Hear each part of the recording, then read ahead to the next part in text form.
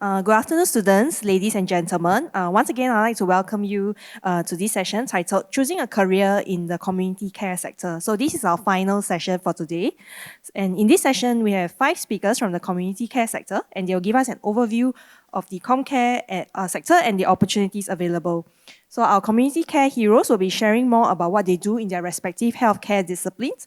And after their sharing, there will be a Q&A segment where we will take questions from the audience. So similarly to the previous sessions, if you have attended, there will also be a Q&A available on the Pigeonhole platform.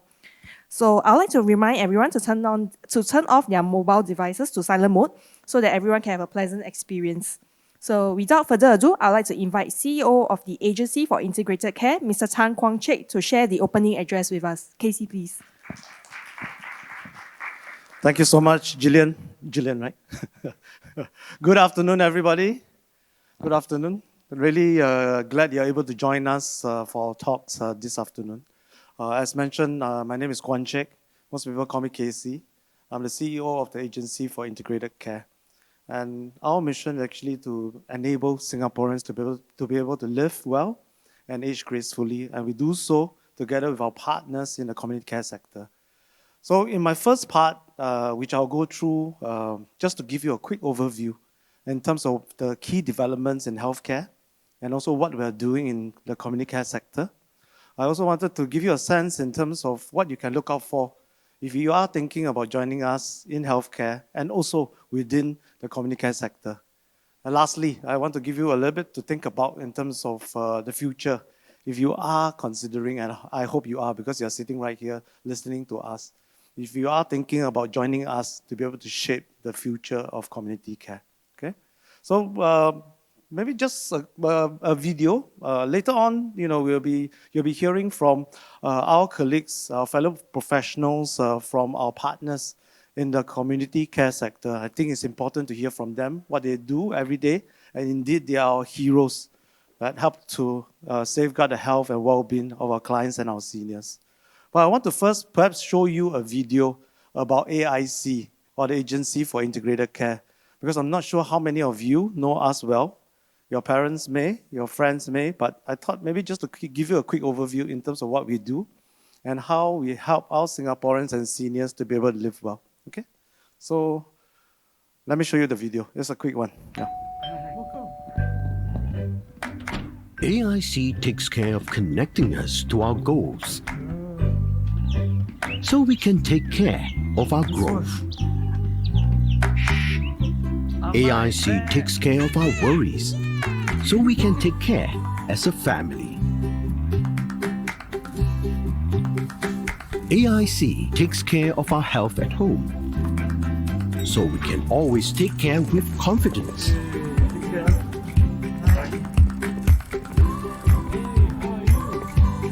With AIC by our side, we can share a world of care and look forward to the best of life together.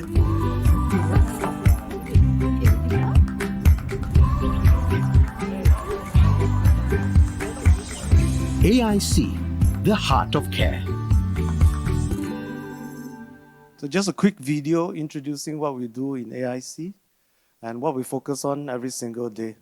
And as mentioned, in the video itself, our focus are twofold. One, really focusing on what is required to enable, empower our Singaporeans, and particularly our seniors, to be able to live well, age well in the community at home.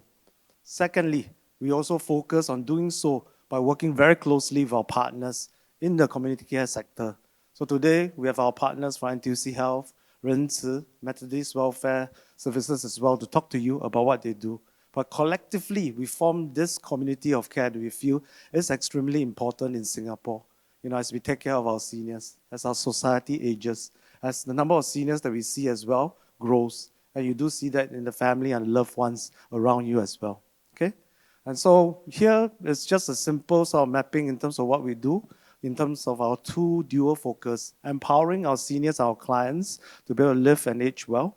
And we want to do so by wrapping the care around them, connecting them to services and care where needed. But also, we do our outreach and engagement as well. I'll share a little bit about that later on. But we don't do this alone. We do this actually in partnership with our service providers, our partners out there in the community care sector. And so this is what we do every single day. And just to introduce a little bit in terms of our work in partnership with the sector, we call it the whole, what we call the touch, whole, and the care sort of approach. And if you look at this sort of mapping, what we first do is really we want to touch our senior through the outreach effort. And this is through our Silver Generation Ambassadors, our SGO, or Silver Generation Office. So you see the three, on the top left corner. And they have been set up 8 years ago. And they outreach, knock on the doors of our seniors at home, find out how they are, check in terms of how their health is, their social status, their family support, and proactively connect them with services programs where they need, but most importantly, to be able to age with them. And we then do so by connecting them with our partners who are really operating in the community, on the ground, close to where the seniors are, that they're able to provide the care, support, services program that they need to enable them to live and age well. And so our focus is very much out of the hospital. So I'm sure earlier in the talks, they have introduced to you the regional health system, the hospital, the specialty centers, the polyclinic. Our focus is the care out of the hospital into the community. And that's where we are every single day. Okay? And as you can see, we then wrap around our seniors and our clients in terms of active aging programs, care and support programs, and also be able to ensure that they are not socially isolated. So that's one of our key concerns. I'm not sure if you're aware, one of the key determinants of health for us is, anybody can guess? Some people will say maybe it's, diet. People will say maybe it's smoking cessation, because that's damaging for health. Actually, one of the top key determinants of health is social engagement. If someone loses their social interaction, they are isolated, they actually do not engage with people or the family or the loved ones or the neighbors around them, then in terms of the deterioration of health, it's actually going to be very significant going forward. So we work very hard to make sure that we understand the seniors out there, where they are, where they live. For those who are socially isolated, we work with our partners then to be able to provide befriending services to them. Okay? And so you can see, just to show you a little bit, while we do that on an individual level, we then map back in terms of where the seniors are, and we want to know in terms of the status of the community, and how can we work with our partners to provide the services out there. So you look at the picture on the right, actually it shows you a mapping of where we feel, through our outreach and through our data analytics, the hotspots where they are and what we need to focus on in terms of taking care of the needs of our seniors now as well as going forward.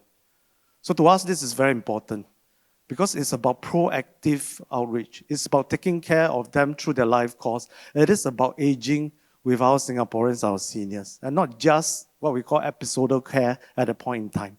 So it's about life journey, as you would as well. Think about your life journey together with family, your loved ones, your parents, later on also your own family members, as you form them, okay?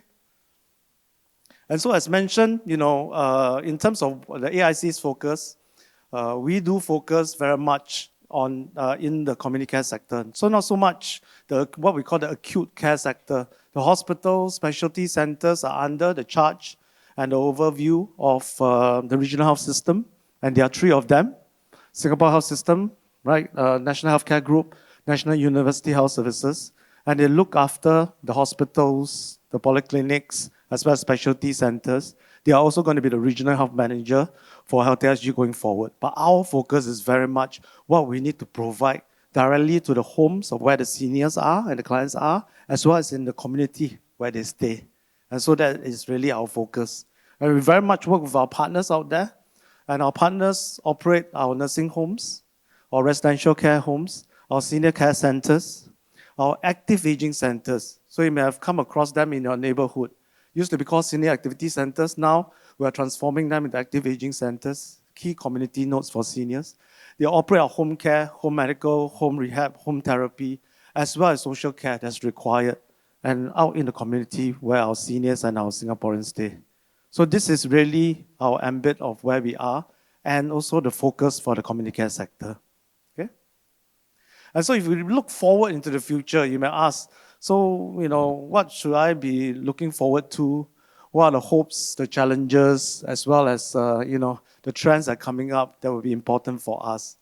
And it has been mentioned as well, there are many challenges that we face, right? And some of you may have heard about the budget, a statement by DPM Wong quite recently. But I thought before we go into the challenges that we face, in terms of the healthcare or the community care system, maybe a quick show of hands because we just came out of COVID, right? And we are getting back to normalcy, which is good. No longer have to wear masks, although, it's good. If you feel you need to, that's a good thing, right? And this is the first time we are holding the talk as well as scholarship fair in, I don't know how many years, since 2019 or 2020, 2019. We probably didn't hold it in 2020. So I'm old enough to know when it has been held because, I was involved since a while back. Maybe if I can find out from you in the audience here, if you think about our healthcare system in Singapore, think about the care that's provided out, whether it's hospital, whether it's community care partners, so on and so forth. How will you rate our healthcare system? So what did I put? 1 to 10. 1 mean poor, 10 mean outstanding. Or maybe a quick sense. Actually, they want to do a Mentimeter, but no need. Let's do a quick show of hands. Can help me? Or how many people here think that our healthcare system is 1? That means it's really quite poor. We don't trust it, or we rather go other countries to get our healthcare needs taken care of. How many people think it's 1? No? Okay. How many people think it's 5? That means average. Okay? I mean, still all right. Many areas to improve, but we think it's as my daughter will call it, mid. Mid. Correct. For you, okay? I learned quite a bit from my daughter in terms of this sort of language. Mate. How many people think it's 5? Nobody? Okay. Very critical view there. How many people think it's closer to 8 or 9 or 10? Okay, good. Okay. So get a quick sense. I usually do this poll just to get a sense of what we think about healthcare system. I mean, indeed, my own objective view, right, as a citizen is we have a pretty good healthcare system and community care system. We have a certain level of trust when we go to the institution, when we go to our nursing homes, our centers. Well, we trust in terms of quality of service, the affordability, the accessibility. Of course, there are a lot more to be done, areas to improve. Nonetheless, I think in terms of our track record of our healthcare system, I think it has been pretty good.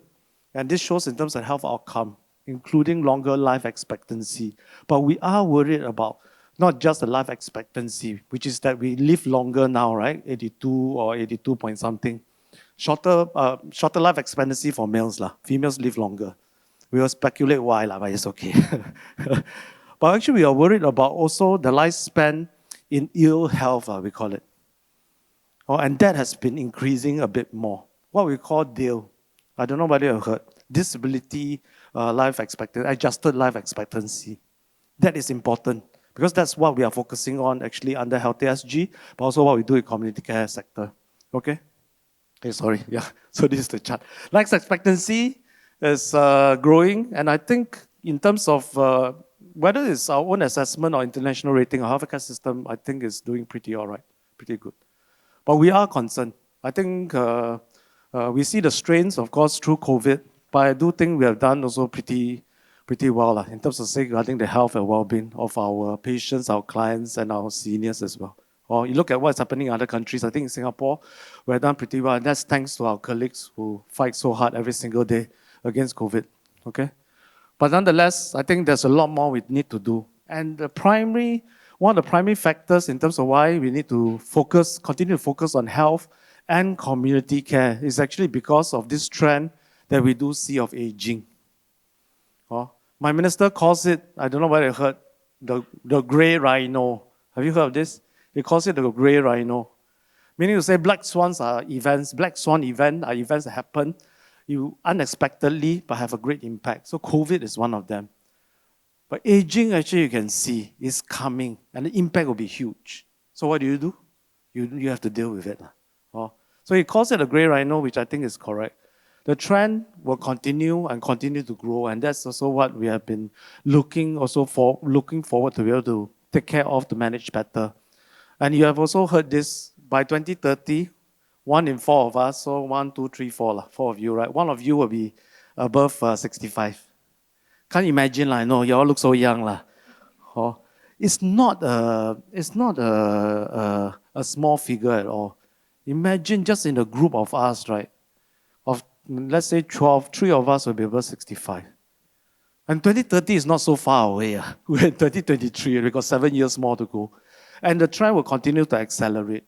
And so that's something that we have been grappling with. And so how do we deal with the challenge of aging and the growing needs? That's one side of things. But also the trend in terms of the burden of chronic diseases, right? The 3 highs, as we call it, and the effects, then the impact on our lives, particularly towards the end of our life as well, okay? But at the same time, we have to deal with also making sure the budgetary sort of provision, the cost of healthcare continue to remain sort of in control, and healthcare remains affordable for people who really needs it. Because when you need it, actually you need to have it, right? And we need to be able to continue to grow the workforce because the need is growing. That's why we are talking to you about joining us in community care, okay? And so one of the big push, maybe just to highlight, in case you are wondering about it, happy to answer question, not within the panel, but you can always approach me later.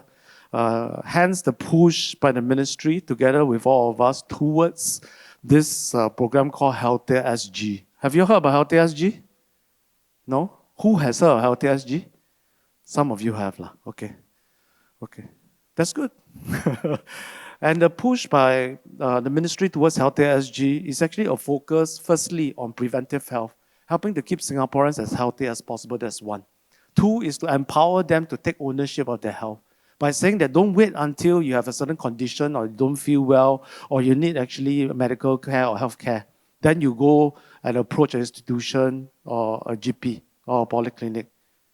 Proactively sort of consult your GPs, get their help in terms of controlling your condition. Allow the relationship to grow so that you're able to keep healthy as long as possible. So there is going to be a big push from the middle of this year for each of the residents. Actually, some of us will qualify. Some of us, you all will not. Those who is going to start from 40 and above. No need to, I'm not asking who is 40 and above. All of you look very young. But for those of us who are 40 and above, I qualify. We will be asked to enroll in the Healthy SG. We'll be asked to choose a primary care provider. We can go for consultation, vaccination. We can go for screening. And there will be subsidized drugs as well to help us in terms of affordability. The idea is an important one. It's intended to keep us as healthy as possible. And that's a big push. I think that involves not just the ministry, but all of us within the health and the community care sector, okay? And so this is what we will do going forward. And a lot of the focus at the point of Health SG will be actually on the older age group. As you understand, as we grow older, frailty grows, condition also gets more. We need to focus a bit more in terms of helping them to keep healthy. Nonetheless, for those of you who are young, should take care of health as early as possible. Also encourage your parents and your loved ones and grandparents also to take care of their health, okay? So that's one big transformation that I feel will really help us to shift our focus, not just towards curative health, as we call it, but preventive health, and really focus on what is important for us. So you may ask, so what's important for us? So beyond now COVID-19, I used to talk about COVID-19 and the challenges and the impact of pandemic, but hopefully that's all over. And in my lifetime, having lived through SARS, I don't know whether anybody remembers SARS here because I all look so young. I've lived through SARS. Yes, I lived through COVID-19. I pray that we'll never live through another one.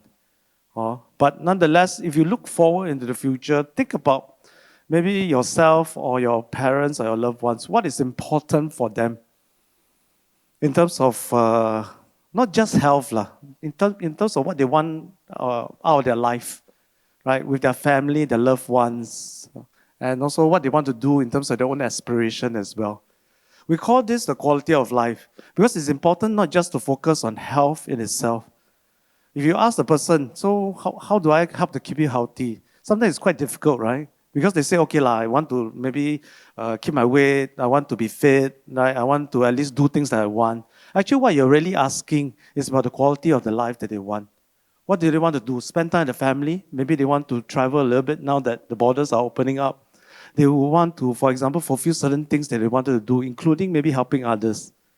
So we are focusing very much in the community care sector on the area what we call quality of life. And there are different dimensions to it, as you can see. So it's not just about health. It's about social. It's about their environment as well that they're in. It's about the even spiritual, as you can see. And spiritual in this case need not be religion-based. It's just purpose of life, what they are doing in terms of contributing to others, the meaning of what actually they live for. And so this is actually important for us, I feel, in community care as we work towards what we call communities of care. And this one, it's an effort that we're working on. If you think about where our seniors are, and we're focusing on the group because, again, the need grows. We are concerned in terms of their frailty, the social isolation, and the needs that they actually need to be taken care of as they age, as they grow old. For those with good family, social support, that's good. But for those who are not, we want to be able to proactively take care of them. And so in terms of this community of care, if you think about the seniors where they are at home, so not talking about, by the time they get to the hospital or polyclinic.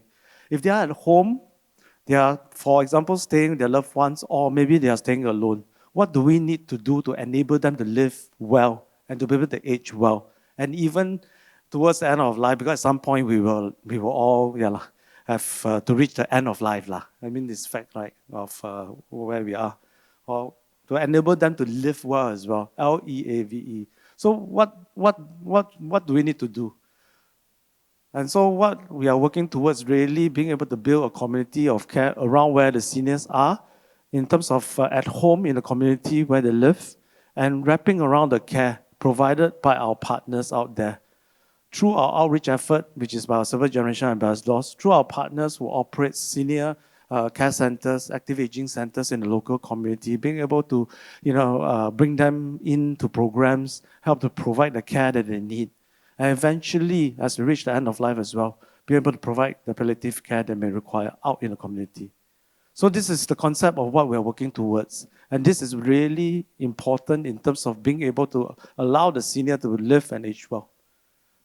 And so, we're working very hard in various dimensions and different areas. It will take us quite many years, but we feel it's important. Maybe when you go back, you ask yourself or your loved ones, for the young ones, maybe it's quite hard to think about, towards the end of life. If you do ask your parents or loved ones what is important for them, a lot of times when we ask our senior, they say, number one, they want to actually continue to stay at home where they are. Very few people will say, I actually prefer to stay in a hospital or even institution. Secondly, what do they say? They want to be able to spend time with their loved ones and family. The third thing, what do they say? I want to spend time doing things independently. Exactly right. Right? And being able to do things that I want to do. So the question is, how do we help them to do that? And so it requires collective effort by all of us to be able to do so. Not just health, not just social, but also being able to support them in different dimensions as well. Okay? And so this is how we are sort of looking to wrap the care around them, both through our centers, our home care, but for those who may require more continuous care, the residential care or nursing home is important as well. And we do have residents or clients who require that sort of care. And so at the end, what we want to do is really be able to help our Singaporeans live well, age well, and out in the community where they are. And to be able to achieve the quality of life. And as you said, to be able to live, to be able to empower them to live independently, to live the life that they would as long as possible. Okay? And so maybe at the last part, if you think about joining us in community care, right? And we do want to encourage you to do so. Scholarships are available. And specifically to be able to make the difference, to join us in community care. I'll just offer you three things to think about. One is the purpose of the work that we do. And again, the purpose is not just about helping a patient or a person to get well. The purpose of what we do is to enable them to live the quality of life that they want. Now, I'm sure that's what we want for ourselves as well as our loved ones. Secondly, if you're thinking about impact of what you do, we are growing. We have many areas that we actually need good talent to help us to be able to drive and impact.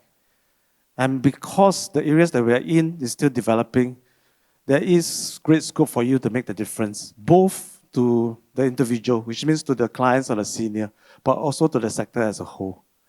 And the third part, if you think about the future or what you are looking for, there are many opportunities, both along the professional track, but also to take up roles in the management track. And this is in the organization that are making the difference in the community care sector. And so you'll hear from them later in terms of where they work and the organization they're in. But we thought it's important not just to view it as one cluster or one hospital. Collectively, we are one community care sector. And collectively, we can make the difference. If you join us, it's really looking forward to how we allow Singaporeans to be able to live and age well. And so we do offer 12 organizations that would like you to join them through our community care scholarships. And apart from the scholarships, we also have a sponsorship called Community Care Manpower Development Award, something that you can also explore if there's an area that interests you. It's a sponsorship award, so it's in a way positioned below the scholarship. Nonetheless, something that we want to offer to you to join us in the community care sector. And our partners are down there, and you will hear from them later. Okay? So as you sort of move forward from here, you'll get many choices, many considerations, many organizations offering you scholarships. I've spoken to many cohorts of our scholars as well. And from the time I started till now, I've seen them actually go through their study, come back to make the difference, starting in the community care as well as the hospitals and making the difference. But for you, maybe think about what's right for you. We're not here to market a scholarship for you, to be honest. Because you have to make the choice, it has to be right for you. We are here to help you to understand what we do, understand whether the scholarship is right for you, and whether the future is right for you. Okay, so come and talk to us a little bit and allow us to do so. Okay? But for you, think about what resonates with you. What's the future you want to contribute towards? What will really help to drive you going forward? Even though actually a lot of times the journey is difficult. Ask my colleagues out there. If you ask them whether the journey has been easy, is all smooth sailing, it's not. But they work hard every single day, right, to make sure that we're able to take care of the health, the well-being of our client, our residents. And that's what we do. And because it's so important, I thought I'll end off with this of the purpose of what we do here. And we do work very hard, not just to empower our Singaporeans to live and age well, but my belief is we help to build Singapore as one of the best places to age in. And that's who we are, and that's what we need to be as a nation, as a society. And that's what all of us do and contribute towards. So at this point, we welcome further questions, but I also want to, at this point, maybe ask you to join me in thanking our colleagues, because I don't really have an opportunity to do so. The fact that we can get here, we can overcome COVID, our seniors, our clients, our residents are taken care of. And, it's really also thanks to all of you, which is why I thought it's very apt that MOHS has call it the healthcare heroes, because you are indeed our heroes. So can I ask you to join me in thanking them as well for what they do every single day for all of us? Thank you so much. And also to thank my colleagues in MOHH and AIC as well, because they work hard every single day as well. But I want to maybe last call out to you, join us on the rank of heroes. We don't say heroes as a way to say we are up there, we are out there, and that kind of thing. It's making the difference every single day that is what we do, and we would like you to join us. So thank you so much. Look forward to the questions.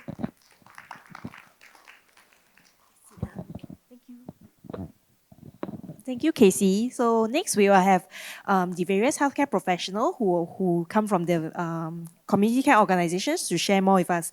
So first up, we have Miss Elaine Koh, who is the Principal Occupational Therapist from Methodist Welfare Services. Miss Elaine, please.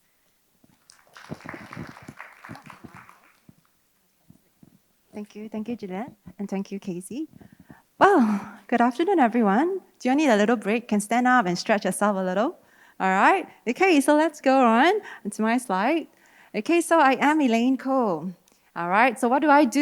I am actually the lead therapist for the therapy arm of Methodist Welfare Services, mainly the home care and home hospice arm.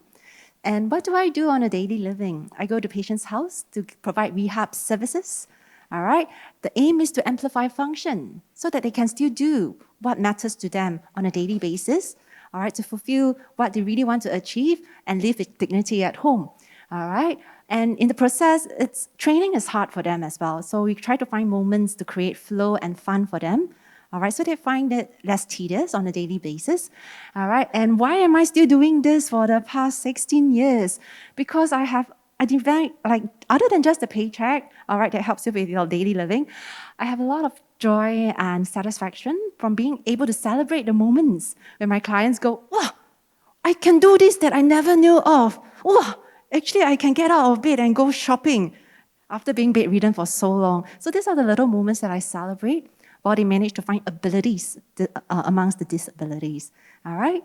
So a little bit more about my little journey. I started like all of you, walking around career fairs. What goes well? What should I be? It's a major decision. All right, but after speaking to some of the professions, I realized that OT resonates with me a little bit more, and that's where I started my little undergrad study. All right, at that time there is no SIT. All right, OT is only offered as a diploma. So I had to go to diploma after A-levels, and then after that I did a degree conversion at Sydney Uni. All right, and after that, I spent a good decade working as a clinician, all right, learning the ropes of being a real clinician on my own. How do I go deeper and wider in my knowledge, in my skill sets to treat my clients, to help them fulfill what they wanted to do, all right? And as you grow and grow yourself, you come to a point that eventually you end up having to train up others, students, peers, all right, so that we can all grow together in this journey, all right, with our clients. And subsequently, eventually, I became the clinical lead, all right, at the restructured hospital where I oversees all the service provision, different disciplines within the OT, all right, and then I continue training and research to make sure that whatever interventions that we're providing is of evidence-based. All right, we're doing what is effective, all right? And after a good decade, I decided that's not really where I wanted to be, because what I wanted to be is really in the community, and that's where I am here today. So the question is, why community care?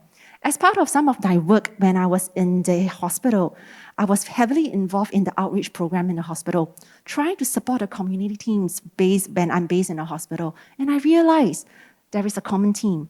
Community care needs the best people working together. All right? It doesn't seem we tend to see community care as not as prestigious, as restructured. Some of us may have that perception, but why is it so? If our work is on the rehab journey of that individual, does that mean that the individual was A class, business class when they're in the hospital, and then the moment they go home, they become economy class? No, right? So I don't think there's a difference in prestige, that we are equally important and we need the best people because we need to help them navigate the entire community landscape, help them get the care that they required, all right? And that's why I chose community care after being in acute care for so long. And the next thing is I need to help clients. So in the acute hospital, our aim is always to discharge the clients, get them home, send them out, all right? You want to discharge them well. But really, community care is about helping them flourish at home and community, keeping them well, like what Casey has shared, all right, to stay as long as possible in the hospital or in the home and community, and preventing the next admission back into the hospital. And really, community and home care is really the naturalistic environment for rehab. I always tell my clients, you can have rehab with me in my clinic or in a hospital in the ward today, but your real rehab starts at home. Because you don't know, no longer do you have the call bell, ding dong, and the nurse comes to you. No longer when you say, oh, I want to see a therapist, and the therapist comes to you. You have to cope. You need to learn how to cope by yourself. And that's why OTs are needed in the home and community to guide the clients, all right, to cope on their day-to-day struggles or challenges, okay? So that's the 3 reasons why I chose ComCare. And so what are the interesting facts about OT? Do you guys know that OTs were once known as basket women? It started in post-war era. That's where OT became more known as a profession. Post-war, what happens? There's a lot of injured soldiers, right? And what happens to them? Predominantly in bed, because I lost a limb. So trauma from all the fighting, from all the death of my peers, All right, and OTs were the one that managed to get them out. And what did we do? We did a group therapy, getting people out. And the task that we did then the occupation we did then was basket weaving. Through the repetition, they find calmness. Through the movement and the doing, they find a new purpose in their life. I might be an injured soldier, but I can still contribute by building little baskets. At that time, baskets was important. Why? They were the main mediums that is used to be carrying things for building of houses. They are the mediums that everyone used. And that's why we started with basket building. All right, and that is where OT came out from, our mental health origin. All right, and then moving on into the physical aspects. All right, the other interesting fact is, do you know our population is so big, yet there is only 1,300 of us. There's very little OTs that you can find, so today you can find a few of us at the booth. All right, and only 36%, all right, of us work in community care. We work with clients across from com care, all right, so all the way from the pediatrics coms care to all the way to the aging. All right, we are at center base, we're at home base, we're at institution and the nursing homes. That's where we could work at. And last but not least, one of the interesting facts, if you become an OT, as long as anyone throw you a task, all right, my little secret challenge or my little ability is in the end, I'll be able to help you modify the task, either make it tougher or easier, so that you always have a just right challenge and you don't feel bored at the task itself. Okay, so those are the interesting facts. All right, moving onward. So what are the essential skills as an occupational therapist? You will learn eventually as part of our bread and butter. First thing first is activity analysis. Every task that we have that's been given to us, because task eventually is an occupation, which is a meaningful and purposeful task that the individual wanted to do, we will need to be able to analyze it on the factors, on the person factors, on the environmental factors, and the occupational factors itself, so that eventually we can get an optimal performance by that individual. Okay? The other skills that you will need to, in order to be able to analyze first, you need to be able to observe. You need to see what is being done, how it's being done, and what is not being done. You need to listen out to what your client is saying and what they are not saying, so that you help make sense of the entire rehab journey for them. All right? You need to then be able to help them troubleshoot and problem solve. Sometimes practical methods is possible, but sometimes it's not. Can we think out of the box, all right, and do it in a more creative manner for them? All right, so these are some of the core skills. Other bits that will be important is communication and interpersonal skills. We take on many hats. I could be a clinician, professional to them, giving them the instructions, but sometimes I need to teach. I need to teach them about the disease progression, why they are feeling what they are feeling now, all right, to give them certain concepts and theories behind the things that we are doing, all right. But there are certain times that I need to provide the environment for holding and supporting so that they could let their emotions out a little bit for that catharsis if they need to. And at times, I become the coach for them to help them reach their life goals that they really want to be able to do. All right, and that requires a lot of the communication and interpersonal skills. All right, last but not least is really teamwork. We can't go very far on your own. You can be a brilliant therapist, but there's a limit to how you can go, how far you can go, because at the end of the day, we're looking at the helping hands. We need to leverage on one another. So I work very closely in my own team with my physios, with my social work, with my nurses. All right, we need to leverage on one another, build on one another, so that eventually we help the client achieve their goals together. So you can't go very far on your own. You need to know how to leverage on one another while you build yourself up. Okay, so these are the key essential skills. And last but not least, so what is a typical day for me like? Well, I do a very variety of things, because at the end of the day, occupation means things or activities that matters and is of meaning to the individual. So it could start from getting a client who is bedbound, getting her to sit up, and eventually being able to sit on a wheelchair so that she can move out to explore her living room, which she have never been able to get in. All right? It would mean things like, sometimes this happens when I was doing a session with my client, and he was really just too tired. So when he was resting, what do? I grab the helper. Okay, later on, after the rest, we're going to walk him into the toilet. How do I set up the very, very cramped toilet, but still allow him to sit safely so that we can get him a shower, which he have not done for a month already since discharge from hospital. All right, so things that, so I do caregiver empowerment. All right, other things that I would do will be like looking for my elderly, all right, who has lung disease, and so he couldn't walk far at all. But all he wants to do is, I want to be able to, even though I know I'm going to die in 3 months' time, I want to be able to fetch my granddaughter from school to and fro from the kindergarten. So what can we do for him? Explore powered mobility in a safe manner, and knowing that he used to be a lorry driver, a truck driver, and have gotten millions numbers of awards for safe driving. So that's what we achieved with him, getting him to be able to eventually learn how to use a motorized scooter to be able to navigate his home community. And so he resumed fetching his little 4-year-old to and fro for as long as he could. All right?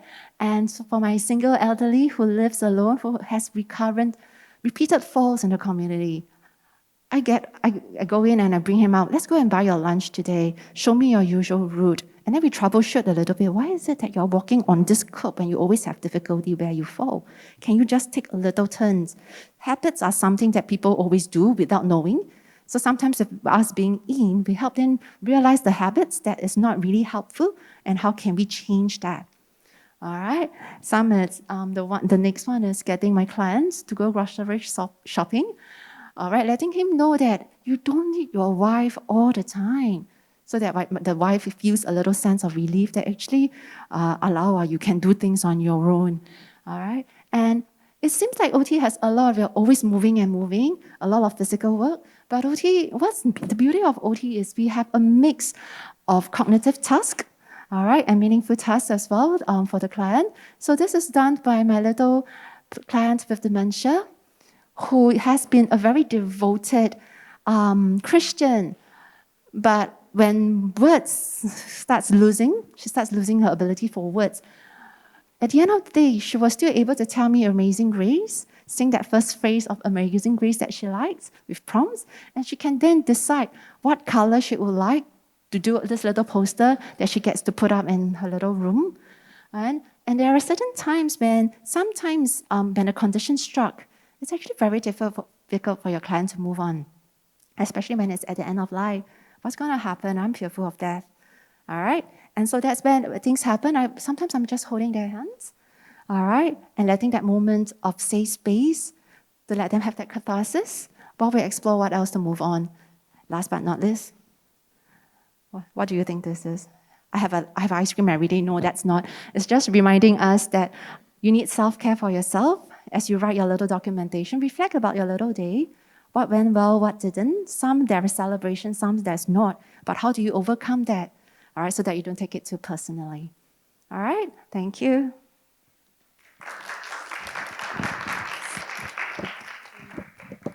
Thank you, Elaine. So if you have any questions for our panelists, you can scan this QR code to enter the Pigeonhole Q&A platform, or you can use your the browser on your mobile device to go to pigeonhole.at and enter the passcode COM23, COMM23. So feel free to post any questions to our panelists, and we'll try to address as many questions as we can at the Q&A at the end of the session. So next up, we have our second panelist. We have Ms. Yap Li Ping, who is a physiotherapist from Ren Si Hospital. Li Ping, please.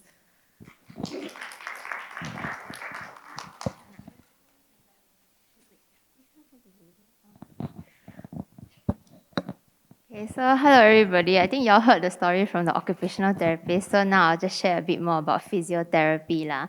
Yeah, so actually more about me. I actually graduated from Trinity College Dublin recently with a Bachelor in Honours in Physiotherapy. Then I started working as a therapy assistant in Ren Si Community Hospital because that time I didn't get my certificate yet. So I was like, oh, why not just start to work, and have fun. Yeah, so then after that, then I eventually got my certificate. Then I converted to a physiotherapist in October. And then I just decided to share a bit more on why I chose to do physiotherapy lah. So I think a lot of y'all already know that physiotherapy is about human anatomy and all that. You get to learn about the muscles, your body mechanics, your body function, the movement and all that. Yeah, and then that one also leads to like how, because you learn about all this, you have all this information, right, and knowledge, then how are you going to help the individual? Like we mentioned, because we're in the community setting, so how are you going to help seniors to like gain back their function? You know, the function that seems like very easy to all of us, like how you get out of bed and all that, but it's an obstacle to them. Yeah, so how are you gonna help them to do that? And then like functional recovery through active exercise. So you make it very fun. You help them to gain their strength, their balance, etc. And then lastly, I think is to journey with the patient throughout the recovery process, because most of their rehabilitation actually happens in the community hospital, where like you see them at their worst and then you let them go home at their best. Yeah. So, and my journey into physiotherapy is actually not the most interesting, but I started out as a student like all of y'all, and then I went for like multiple job shadowing opportunities. So like all the discipline booths that you saw there, right? I actually went for like most of the job shadowing with the professionals, and then I just decided on physiotherapy because I feel that physical function is the most important to me lah. Yeah, so then I wanted to decide between community and acute care. So I was like, community care, aging population, am I able to deal with the elderly patients in Singapore? So then I went for volunteering at St. Luke's Elder Care. So I volunteered for like actually 6 months. Yeah, and I felt that actually I really, really enjoyed the small little interactions with all the elderly over there. Yeah, so that's why I decided, okay, I will decide on community care. And then after that, I decided to, because I knew that I wanted to study physiotherapy, like I was 100% sure. And then I went to Trinity College Dublin at that time because I didn't want to go into SIT. Yeah, I will share about it a little bit more later. Yeah, then I actually applied for the midterm community care scholarship, like in the midway, and I got it in the final year lah. Yeah, so a word of advice would be that if you are very passionate about this discipline, like even if you don't get the scholarship, just study the degree. Yes. Okay, then eventually, then I graduated, then I joined Renci. So then a bit more about why I chose community care. I think just now I mentioned also about the rehabilitation lah. So community care actually offers you a longer period of time that you spend with your patients as compared to acute. Yeah. So like acute, maybe patients only stay there for like maybe 1 week. Yeah. So as a physiotherapist, you're only able to see them improve a little bit lah. But then they will come to the community where you will see them like from the bed, and then you will slowly train them up. Then eventually they're able to walk home. That's the best case scenario. Yeah, so more focus on rehabilitation and then longer term relationship with the patients. So I think a lot of the time, like people have misconceptions about physiotherapy, like, oh, we massage for patients, you know, or like, oh yeah, like we just go there and do exercise. So fun, you know, like very sporty. But it's not about that. Like, if your patient doesn't want to do exercise with you, how are you going to get them to improve? Yeah, so it's a lot about like your communication, building rapport with the patient, like understanding as a person, what is their background, what are their goals, what do they want in life. Yeah, because a lot of times your goals are not the same as theirs. You know, you want them to be able to walk, but maybe walking is not important to them. Then how will you change your goals accordingly? Yeah, and then last one is to enable seniors to age in place gracefully. So that, in a sense, is also like taking their goals into consideration. So as a physiotherapist, of course, physical function, movement, everything is the most important to me because that is what I do. But maybe to them, they just want to be able to like go shopping. You know, but y'all will be thinking, going shopping confirm must walk. But yeah, actually going shopping don't need to walk.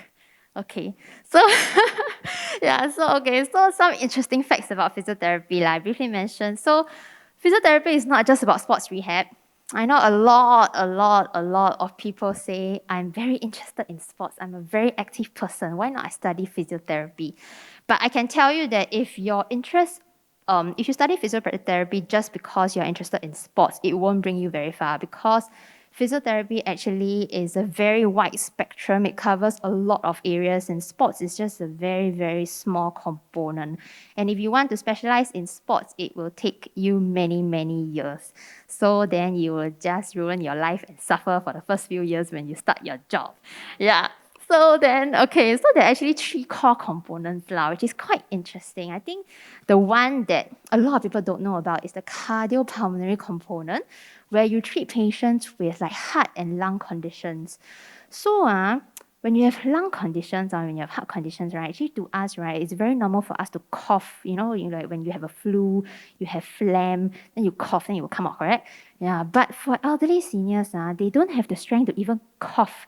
So like the phlegm will get stuck in their lungs. So what you need to do as a physiotherapist, you need to put a tube inside and suck it out. I mean, it sounds a little bit disgusting, but it's actually quite fun if you get to do it on the job. Yeah, so okay, that's one component. And the other component is like musculoskeletal, where it's more like sports related, where you really go into the musculature, the anatomy, the physiology, and the movement analysis and all that. And then the last one is neurology, which I'm sure most of you know also. It's like stroke or like brain conditions, spinal cord injuries, or even like road traffic accidents. Yeah. And then, like what I said just now, the second one is it's not just about treating patients. Like it's not simple like, oh, you go and deliver therapy, but it's really like getting to know them as a person, getting to know what they want, and you really need them to work hand in hand together with you. So that being said, right, you need to make them believe that they actually have the ability to get better. Yeah, because if the elderly tells you, I just want to die, I have no other hope in life, then what are you going to do? You're like, oh, come out for exercise. Exercise is not going to benefit me. Yeah, so it's a lot about like education, getting them to believe in themselves that they actually still have the hope, and then getting them to reorientate their own life, setting goals for themselves so that they can find a new normal and live with it happily. Yeah. So, okay, I briefly mentioned that already, which is the suctioning. Yeah, if you're interested, you can go and Google the video. They should have it on YouTube. Okay, so essential skills as a physiotherapist, I think it's quite similar to the occupational therapist in a sense that you need to have, I wouldn't say very good but you need to have interpersonal skills because you not only need to build rapport with your patients, but you need to have constant communication with your colleagues, especially in the community care sector, right? Teamwork is very, very important. And in acute care, it might not be as important because they don't need to be so concerned with like the patient's discharge plan or like discharge destination. But in community care, that is where we need to look at the holistic care plan and see where is the patient going. Are they going home?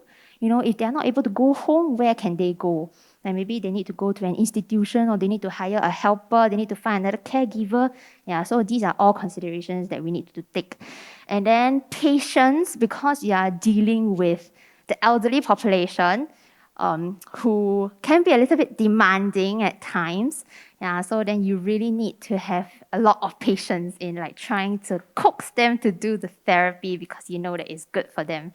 Yeah, and then I think adaptable is not just being a physiotherapist, but as a healthcare professional in general, because it's not that you diagnose the problem, you go and treat the problem and it's solved. It's not so simple. The problem will change. You will discover new problems that will come up along the way. And then after that, you will realize that, hey, is it something I'm doing wrong? Am I targeting the right thing? Do I need to do something different? Or is there something that came up along the way? Like, for example, oh, they had a new infection. How is that going to affect my therapy? Yeah, so even like, on the spot, some of the times you need to like change your therapy treatment on the spot. So that's why you need to be very adaptable and you need to understand your patient very well to be able to adapt in that situation. Yes. Okay. So then my typical work day as a physiotherapist, as you can see, this one is actually my OT colleague. So just now I mentioned teamwork, right? So what we are doing, right, essentially is because the patient's house toilet is very small. So you can see the cone, right? This is actually the wall. And then this is the wall. So it's like, this is a commode chair. So essentially, right, if you put the chair there, the caregiver cannot even go inside. So that's how small the toilet is. And she needs to walk with a walking frame, which you see over here. And then we are figuring out, oh, but she cannot do it on her own. So how is the caregiver going to help her to go inside? And this is a curb that is outside the toilet. So like we need, like, two of us need to like investigate on this kind of thing. Like how do we even go in, like get her to go in safely? Where is the caregiver going to stand? Stuff like that. Yeah, so we need to like try and error, two of us, then before we even teach the caregiver. Yeah, then other than that, it's like seeing patients daily because I'm in an inpatient setting. So my patients just stay there technically like for 1 month plus like that. So then I just do daily therapy with them to help them to achieve their goals and improve their function. Then this one is just colleague having fun, huh? So this one is like COVID time, so we had to like wear PPE, which was a disaster, but we survived. Thankfully now COVID is over, so we don't need to wear it again. Yeah, then this one is just like I would say that in the community setting, actually, I think 人事 specifically, I'm not sure about other organizations, but our teamwork is actually very, very good. Like within the department and within like the multidisciplinary team also. So that's why we would always like meet up for dinner and all that after work, or we will even like, sometimes like talk silly stuff about life, like during work, just to cheer each other up during the day. Yeah, and then same as the occupational therapist, at the end of the day, you still need to document. So, but that calls it the day because like you document everything that you've done, then then you reflect like, oh, what did I do well today? What can I improve on? What do I need to do tomorrow? What do I need to change to make my patients' lives better? Yeah, so I think in sum it's just like that lah. But I just want to say one last sentence, which is I think a lot of the times, like as a student, right, you are like too spoiled for choice because you have so many like degrees to consider, But I would advise that you go for job shadowing opportunities, like to discover what you really want to do. And I would say if you have any doubt, just ask, because you're at that period where like you really need to discover more.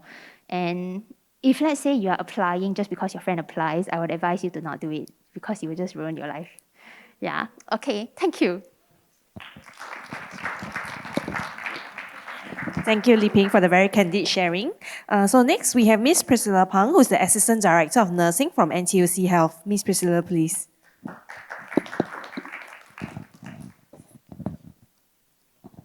Thank you very much. Very good afternoon to all the lovely students here. Actually, I do see some of familiar faces from previous events. I can see your passion really enjoyed this kind of session and enable you to know better what we are doing in the sector. Yeah. My name is Pang Lingxia, currently working in NTUC Health. For your knowledge that NTUC Health not only have nursing home, we have a family medical clinic and also dental clinic. And we have 6 nursing homes. Currently, we have able to cater about 1,700 beds. So I'm mainly take care of the nursing home sector. We do have senior care centers, about 26 centers, this island-wide. And we also have various of senior centers. Actually, each nursing home, we do have one senior care center as well. So as you can see, I have been in nursing. Actually, maybe you can guess, I have been in nursing 20 years. Yeah. Just to share with you about some of my story background, I was not nursing student at the beginning. 23 years ago, I was a medical student in China. And the turning point for me to turn over to nursing career is my own grandpa. After stroke, he suffered a lot through the complications. Despite my own family have 6 doctors, I was supposed to be the 7th doctor after graduation. So at that point, I asked myself a question. If I become a doctor, what else I can do for my patient if someone like my grandpa? After stroke, he ran to depression, refused rehabilitation, he gave up. Within 1 year, he passed on. I seen through the very painful journey for my own grandpa. Then I realized what is very important, how to help the resident, how to help the patient, someone like my own grandpa, besides the medical care. The daily care, the 24 hours, 365 days, the daily care is most important to make them motivated and they without getting up any complications. They can discharge successfully from hospital, return back to the community, and enjoy their quality of life. So that I approached my principal, and I took up the scholarship which offered by Ministry of Health in Singapore in 1999. So I did not stop my journey there. I pursued the further study, degree in nursing, and I'm honored to have this chance to take up the Community Care Manpower Development Award, which just now Mr. Tan mentioned. So I took up this scholarship for the Master of Science applied in gerontology. So with that, I was not only equipped with the clinical skills, but also the leadership. So in 2021, I was equipped with the competency and promoted to my current position, Assistant Director of Nursing.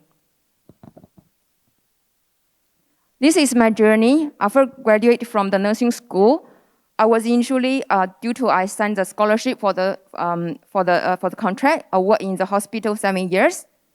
But along the 7 years, I keep on asking myself one question. Where is my passion? Why I want to contribute more as a nursing staff now? After the patient discharged from the hospital, where are they? Either go to their own home or go to the nursing home. I ask my question is, what I can do there because they stay there at most of the time. For example, in the nursing home, majority of the residents, 95% of them, will stay until the day they pass on. So with that, in 2010, I switched over from acute hospital, come out and join into the community care sector. As we know, community care sector, you have various of service and aging club, NTUC Health also provided, enable those seniors still very independently and stay active and to prevent they fall sick and go to the hospital. Home care, enable them still stay in the home and with the family support, they enjoy the quality of life. Along the way, they may fall sick, may be declined, come to the senior daycare center, and after that, go to the nursing home. So all that is very meaningful to support an individual, how they can go through the life journey. So after that, I was able to join NTUC Health Nursing Home in 2017. 2 years later, I was upgraded to the senior nurse clinician because our organization actively to assess each staff the potential and offer the scholarship and sponsorship accordingly.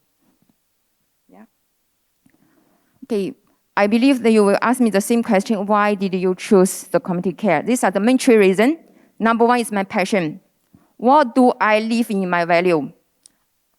As I shared with you 23 years ago, I want to help someone like my own grandpa and to prevent them to fall to complications and go through the very suffering journey. That is my value. I want to help those people who are vulnerable, especially in the community. Second, I want to explore, besides medication, besides the nursing basic skills, what else we can do and help the patient and the clients in the community.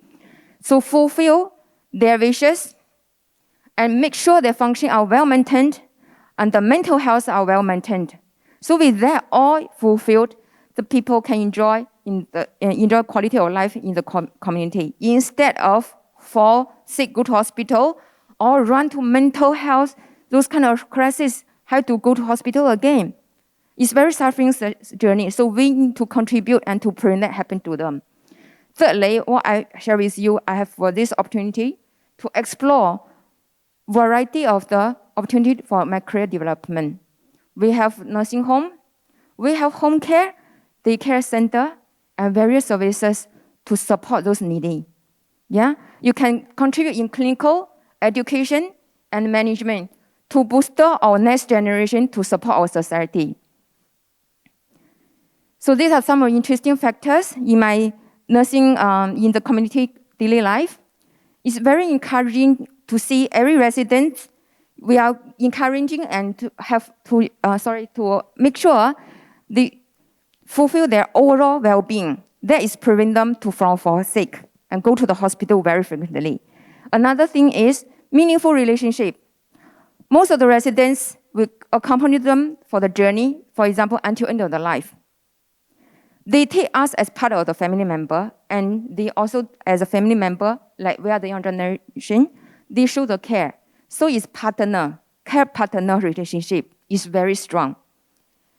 And thirdly, the many opportunities for myself. You can see almost every year I have progression. Okay, so in the community care, we do not have those opportunities like hospital. Every day, 24 hours, you have doctors. In community care, nurses need to have all those critical thinking skills, very strong clinical nursing skills, and effective communication. We not only take care of our clients, we also take care of their family members, enable them to continue to support the elderly. Yeah? And with that, we also need to manage our own team and try to understand our care team, what is the motivation for them to do better. And with that, we can continue to serve our residents better. So along the journey, we have to be able to collaborate and know all the resources well and link up and facilitate and influence, turn the negative to the positive for residents and ourselves. So this is a typical day for myself. I will start in the case review in the morning, understand what is the residents' changes and what are the functions I need to so-called collect all the resources to maintain their function, and meanwhile to understand what is their goal, want to achieve, long-term, short-term, and some of them, for example, we do have one resident. He was from India many years ago and became Singapore PR. However, due to the condition decline, he has come to the nursing home. But he has one wishes. It's quite challenging, especially during the COVID time. His condition is declining, but he wants to return to India. All his family is there. So with that, we start work with our occupational therapists, physiotherapists, and our social workers, not only help him to improve the function, but also link up the social support. We also link up with the embassy, and last year we managed to help him go back to India, and the family sent a photo to us. That is a very inspiring story to all the team, how work together and help one individual fulfill their wishes. Yeah? So with that, me myself cannot do all those. I have to transfer and enable the next generation, especially our nursing home. We have a lot of new staff. We need to educate them. Meanwhile, also share the knowledge with our clients in different languages, make sure they understand. We also empower our residents with ambassadors to share what their successful story. And lastly, end of the day, we will celebrate the success together for the journey. One example is the continuous management. Help residents with potential stop using diapers. And our nursing home, across the 6 nursing homes since 2018 up to today, we have 125 residents successfully stop using the diapers. And that is very amazing. Each one an individual amazing story to share. So today, I pose the question to you. 20 years ago, I was from China, come here, and I'm now here. And taking the leadership and making the impact for the community care and want to serve the society better and support those needy. My question to you is, 10 years later, 20 years later, where you want to be? Where is your position you are holding? I'm looking forward. Maybe 10 years, you will be at my position, Assistant Director of Nursing in the community care sector. Maybe earlier, even better, become the Director of Nursing, enjoy the career, and leading the next generation. Thank you. Thank you, Priscilla. Okay, so we have one more speaker before the Q&A. So we have Ms. Chan Hui Yi, who is a medical social worker at Lee Amoy OH Home. So Hui Yi, please.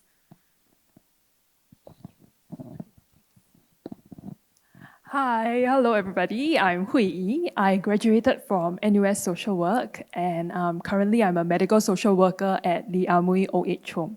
So how did I get here? Okay, when I was in NUS Year 3, I applied for the Community Care Manpower Development Award, and then I went for the interview at Lee Amoy OH Home because I selected them as my preferred place of employment after graduation. And then after the award interview, I asked them whether I could intern there during my summer break. They agreed, so I interned for 3 months. And after the internship, I continued working part-time over there while I finished my final semester at NUS. And then after graduation, I'm now a medical social worker at LUM. Oh, okay. So why did I choose community care? The first reason is my interest in working with seniors. So along the education journey, internships I kind of get a sensing that seniors is the population, the group that I'm interested to work with. And so in a nursing home setting, that's who I work with most of the time, as well as their families. Next one is longer term social worker and patient relationship. In the acute setting, discharge is very fast. You will discharge patients on a daily basis, so the work is very short. But in a nursing home setting, nursing home residents, they stay in the facility for a longer period of time, and that's why the working relationship is longer. And finally, there is a huge room for development in this sector because, as you can see, Deputy Prime Minister and Finance Minister in his 2023 budget statement, he mentioned that it's a priority to help our seniors remain mentally and physically active in the community. That is why there is a huge sum of money pumped into the elder care and community care sector, and we can expect that this sector will hold a lot of potential for development. Right, and some interesting facts about social work. Okay, the number one question that I was bombarded with by my relatives during Chinese New Year, they look at my parents with very concerned eyes and then look at me. Hui, do you get paid for the work that you do? Yes, social workers, we do get paid. We get a monthly salary for the work that we do. I've attached a QR code to the salary guideline for social workers, not just in the medical setting, but social work in general. This guideline is reviewed yearly. You can take a look if you are interested. Okay, and then secondly, our work goes beyond financial assistance. It is a part of what we do, but not all that we do. Okay, so a lot of times we receive clients, we receive caregivers very stressed, and then they be like, can I send my elderly to this nursing home, your nursing home? And then when I explore with them, I realize, actually the elderly is still quite independent. Nursing home service might not be necessary. So what I actually see is a lot of people, they do not know the wealth of care resources that we have in our healthcare system. Most people only know the extreme ends of the healthcare system. That is, you only care for the elderly at home or you send to a nursing home. But what lies in between is a lot of other services like home care, assisted living facility, daycare, and this might be more suited for more independent elderly. Okay, and other than that, also, medical social workers, we develop programs that are beneficial for our residents, patients, and their families. This one at St. Luke's Elder Care Residence, their social work team actually developed a program called Kopi Tong. So all the nursing home residents, they gather together, and then they will have their kopi, they have their teh, and they will talk about end-of-life issues. And then, normally you would think death and dying, wow, very pantang. You cannot talk about this to elderlies. They will scold you. But no, this group of seniors over here, they were so willing to share about their views on death and dying. And it was really an eye-opener for me. And finally, we work in a multidisciplinary setting, and like you see all the colleagues over there, we always work with them as medical social workers. We don't work in silo. Okay, so for example, if an ama is scheduled for discharge back home from the nursing home, then I'll have to discuss with doctor nurse physiotherapist occupational therapist to kind of get a sense, an idea of what kind of resources would be beneficial for this ama after the discharge, so that we ensure that there is a continuity of care even after discharge. Okay, and essential skills. First one, one of the most important ones is to have empathy, to understand your client's, patient's situation from their perspective. A lot of times when I work with families and residents, I will go, I will disagree with their opinions. But then upon further probing, upon further discussion, and then I realized, so that's where you're coming from. I see, and then I could better empathize with their decisions. It might not always, be the same as our values and beliefs, but that's where they come from, lah. Okay, and the second one, self-care. Social workers, not just medical, social workers, we are always facing a lot of negative emotions coming from our patients, from our residents, families, and also we could experience secondary trauma, from example, listening to accounts after accounts of elder abuse. So it is very important that we take actions to take care of ourselves, not just physically, but also mentally. Okay, this is to prevent burnout and compassion fatigue, because all this will undermine how long we can survive and sustain in this profession. Okay, typical workday as a medical social worker. In the morning, I could be involved in end-of-life care preferences discussion with families lah. So talk about whether you want CPR if you were to suddenly collapse. And then also could have multidisciplinary meeting with all the different professions to discuss about discharge care plans or like very difficult families. And also impromptu chats, which is my favorite, because can jiazua a bit, slack a bit. But also it is more important, what's most important is that you can get on the ground sensing about the sentiments of nursing home residents, because they are ultimately the service users, and it's good to always understand from their point of view. Okay, thank you so much for listening, and I hope you've got a better idea of medical social work. Thank you. Thank you, Hui Yi. Okay, so thank you speakers for the insightful presentations. So next will be the Q&A segment. So we have Miss Abigail Yeo, who is the Senior Assistant Director of the Manpower and Talent Division at AIC, as our moderator for this session. So we'd like to invite the speakers to take your seats up front for the Q&A.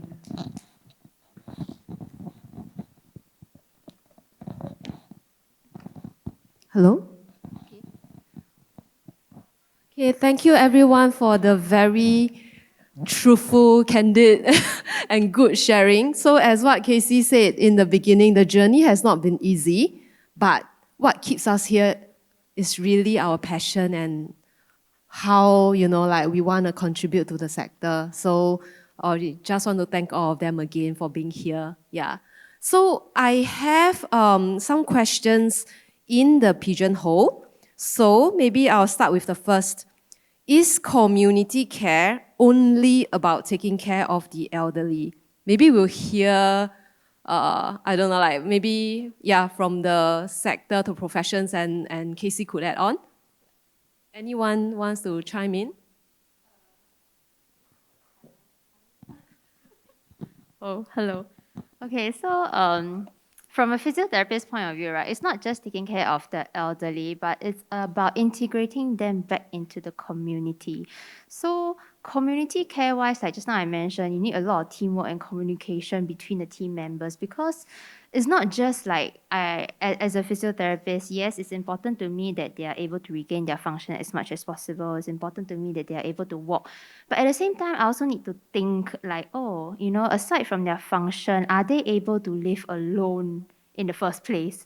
If let's say they have cognitive impairments, which will work very closely with the occupational therapist, then if they cannot even go home alone, you don't even need to think about whether they can walk alone already. You get what I mean? Yeah. So then it becomes like in the community, it's a very holistic care approach from the entire team, where there are a lot of things to consider. So it's not just like taking care of them, but you need to get to know their home environment, their social support.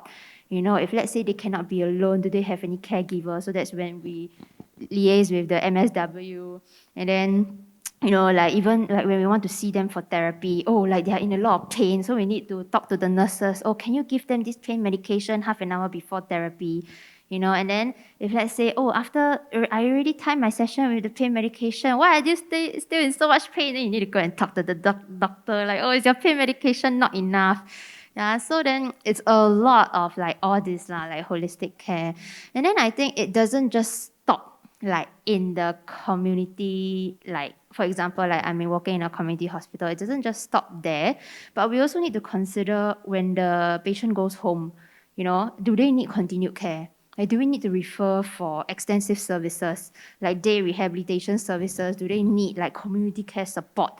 Do they need medical escort services to transfer, like help to transport them for medical appointments and all that? Or do they need like follow up for like, let's say if they want to go back into their community to go shopping? Do they need community occupational therapists to go and explore their home environment, to explore like how they cross roads, their safety awareness, all that? So it's a lot of things. It goes beyond just like taking care of them. And also, I think briefly, MSW, like she also mentioned, like we also need to care about the caregivers. It's not just the patient, but if let's say we deem a relative or a helper to be the caregiver for the patient, we need to sit down and talk to the caregiver like, are you sure you are able to do this? It's not just a one-day thing. It's not just a one-week thing. It's like for however long the patient continues to live, you will have to take care of him or her, and his or her function will just continue to worsen.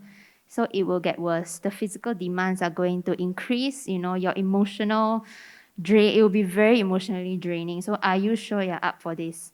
Yeah, and then we also need to link them to like proper channels. So maybe we get Hui Yi to share from a medical social worker point of view. Yeah, like how you take care of that and the multidisciplinary team that you work with that is not just about the elderly. Yeah. Hello. Is this working? Hello. Okay. For social work, right? Social workers in a nursing home setting, sometimes we don't just work with the elderly alone. We have to talk to their families as well. Because sometimes you see this son has one opinion on how we should care for the elderly. That daughter has another opinion of how we should care for the elderly.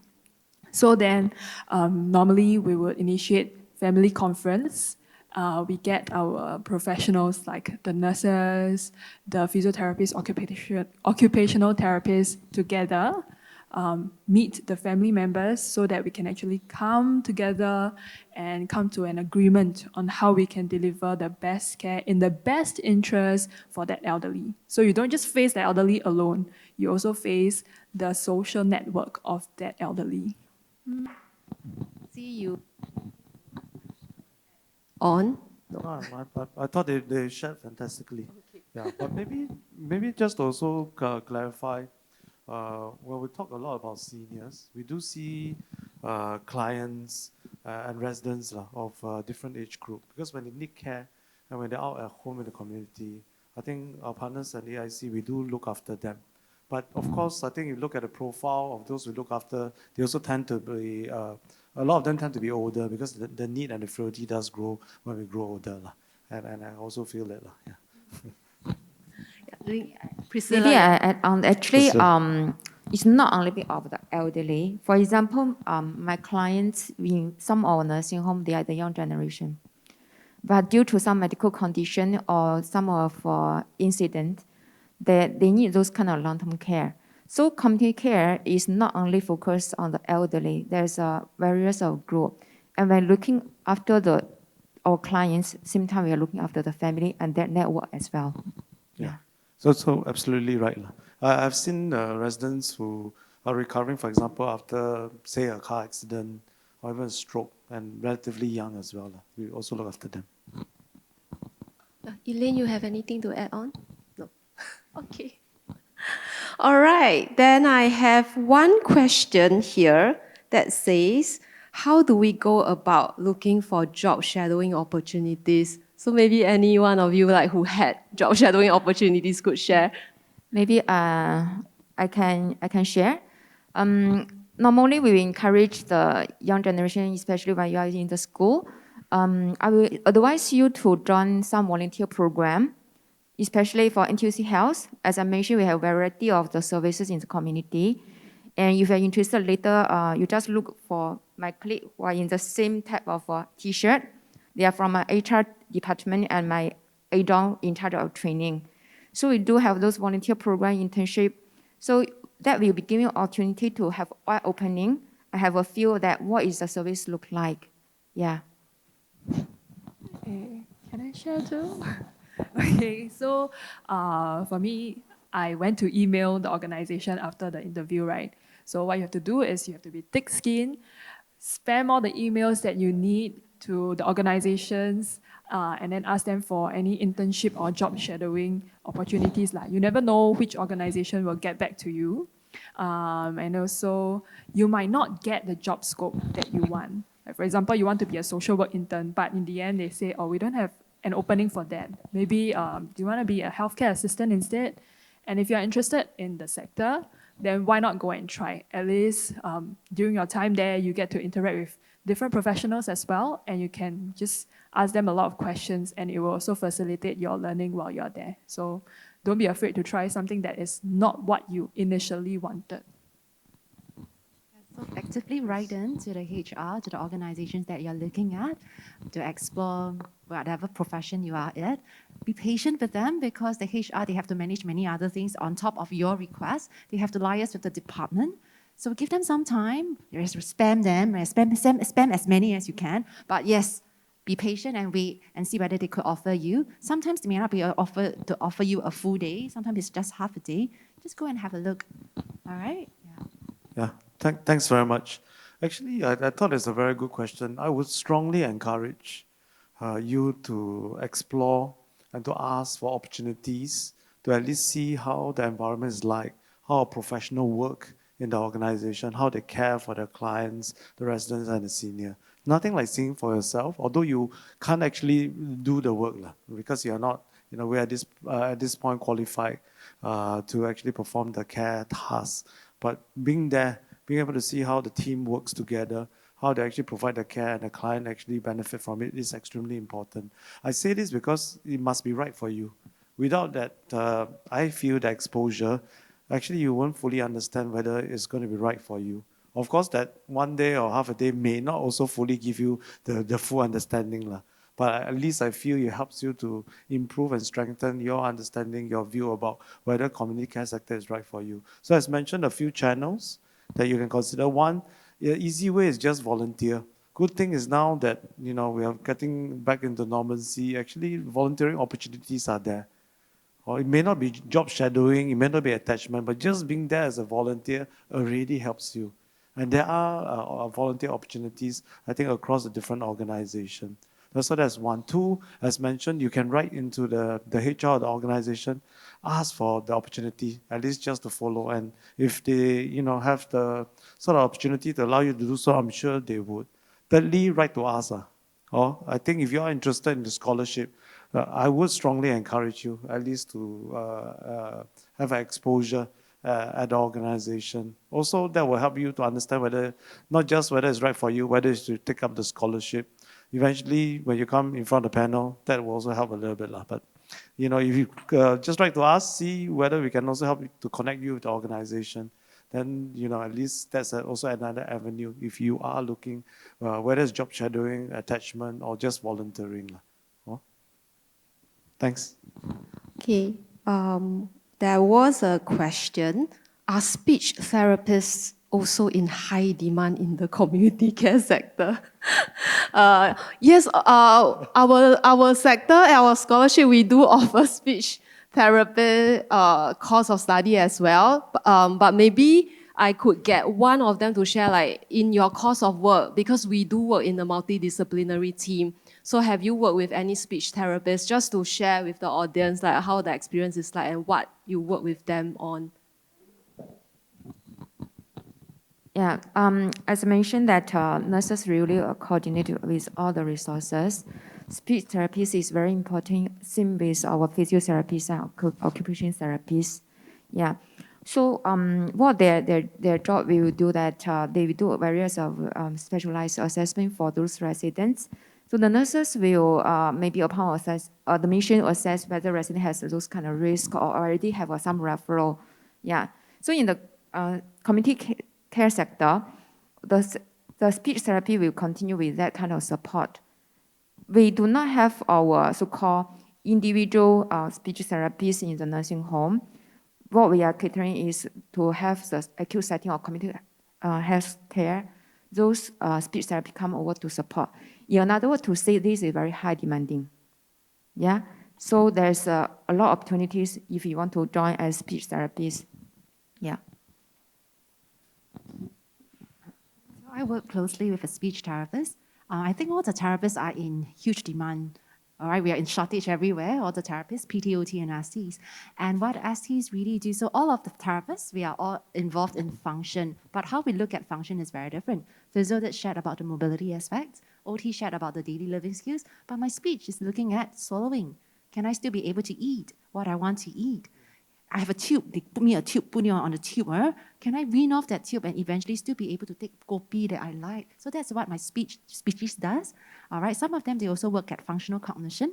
If I have a stroke that caused me to not be able to speak, to articulate myself or understand others, that's where speeches come in, all right, to help guide that rehab process.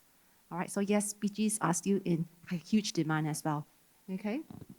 I think just to add on, like how like speech therapist affects us, right? Because before we do therapy, like sometimes there's something like called postural BP. Yeah, that means like when you change position, for example, when the patient is lying down and sitting up, when standing, the BP, like blood pressure will drop. And then when it drops drastically, they will faint. Like they will literally just drop on the floor.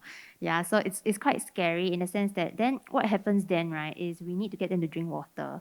So, to us, water, very simple, right? But if let's say they have swallowing impairment, you give them water, they're going to choke and they will still die. Like if the choking is significant enough, yes. It depends on like their swallowing impairment lah. Yeah, so then the speech therapist, like they will assess and then they will like give them a grading. Yeah, then they will put it at the bedside. Then we must be very clear. So like if let's say you want to give the patient water, you need to mix to that consistency then before you give it to them to ensure that you don't do any harm lah to the patient. So that's how it affects our therapy. Yeah. Perhaps more of a general point that if you are thinking about community care and the question about whether speech therapies will be in demand, actually all the professions are in demand. So earlier, one of our speakers did say it's a sunrise in industry. And it pertains to the fact that also, as we were saying, right, the population is aging, the need is growing.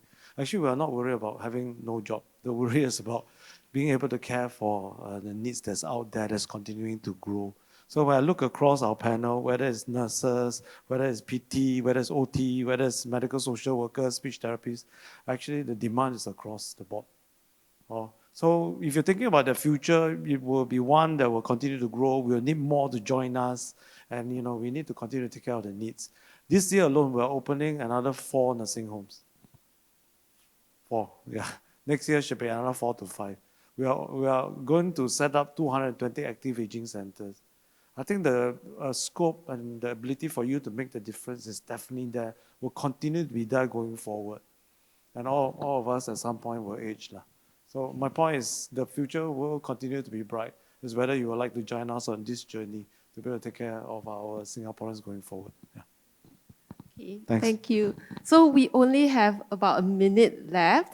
So there are some questions about more admin things about the scholarship, like how do I apply for it, what are the requirements. So look for us at the booth. We'll answer those questions. But for this remaining, I think, I don't know, like 1 minute, maybe I'll just get each of them to just summarize in, I don't know, like 10, 15 seconds, okay? What is one advice you would give to our students here who are thinking about joining the Comcare sector? Just, one advice. What should they think about? For OT, remember why you chose OT, all right? And because that the little drive will push you further. There will be ups and downs. It's not always butterflies and sunshines, but knowing why you chose that, all right, helps you move even further. Okay? Actually, she just said what I wanted to say. But okay, to add on, I would say that know what you want to do. Yeah, and if you know it and if you're sure of it, then just do it. Like, don't let anybody stop you. Don't let your circumstance stop you. Don't let your family stop you. Yeah, just go for it. And then, you will reach where you want to go. Yes. For me, I want to share with you that be resilient. Just make sure you are clear what value you want to live in. And along the way, nursing at the beginning especially is not easy. Until my station and now, it's not easy. I have to look forward what is the future needs. It's ongoing learning, and no need to be so-called disappointed, even the family don't support you. Just be honest with you, when I want to take on the scholarship in nursing in Singapore in 1999, my whole family scolded me. It's like family conference, I was a prisoner at the center, everybody nagging me. But I never gave up. Until today, I'm confident that to say, I never be glad to be a nurse. Okay? For me, it's about developing emotional maturity. You could be faced with a very angry patient and their family right now, and you still have to work with them in the long term. So don't take it too personally when your patients or clients scold you, and always try to reflect on your thoughts and emotions and be emotionally mature and professional as you handle your cases, patients, residents. Perhaps just advice from me. Don't think about it as just the scholarship that you're looking for. Scholarship is important. I think it will be able to support you, your development, open up opportunities. But it's not just a scholarship. Because after you complete your studies, you come back, you spend that time, the effort, and find your commitment and your purpose in terms of what you do. That's where it becomes extremely critical that you know that this is right for you. So my encouragement is, advice is, don't just think about it as a scholarship. Think about it as the future, as you look, and I know it's not easy, look forward to 5, 10 years down the road. And when you're working as a team, working to care for the seniors and the clients, is that right for you? Is that your purpose? Have you always feel caring for others is something innate in you? I actually believe that is actually inside of us. And if it is, then that's the scholarship that will be right for you. And so if you're not, you're still thinking about it, talk to us. We'll help you understand this further as well. Thank you so much for being with us. Thank you, everyone.